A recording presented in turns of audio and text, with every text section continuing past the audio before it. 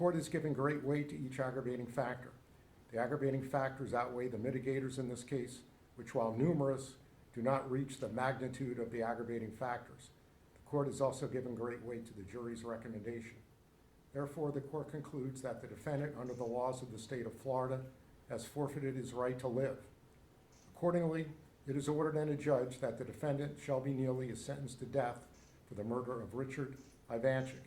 It is further ordered and adjudged that the defendant, Shelby Nealy, is sentenced to death for the murder of Laura Ivancic. It is further ordered and adjudged that the defendant, Shelby Nealy, is sentenced to death for the murder of Nicholas Ivancic. The defendant will be committed to the custody of the Florida Department of Corrections for these sentences to be carried out as provided by law. The defendant is notified that his judgment and sentences are subject to automatic review by the Florida Supreme Court. Done and ordered here in Clearwater, Pinellas County on the 10th day of April 2026. All right, I do have a copy for each party of the sentencing order. It's a 21-page order, and then for anyone else who would like a copy of the order, I have copies here. All right, you may be seated. All right, so should I appoint the public defender's office for purposes of appeal?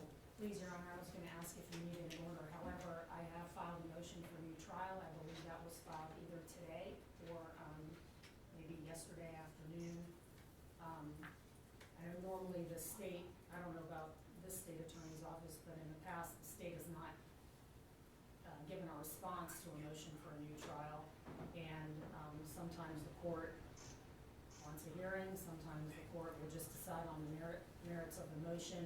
I believe the motion is pretty thorough as I've gone through the transcript, including the Spencer hearing transcript. And so if the court wishes to issue an order based on the written motion, I don't have any objections. All right, well, obviously, I'll take a look at it, and then if I think we need a hearing, I'll set a hearing, otherwise I'll rule on it. But I will appoint the public defender's office for purposes of the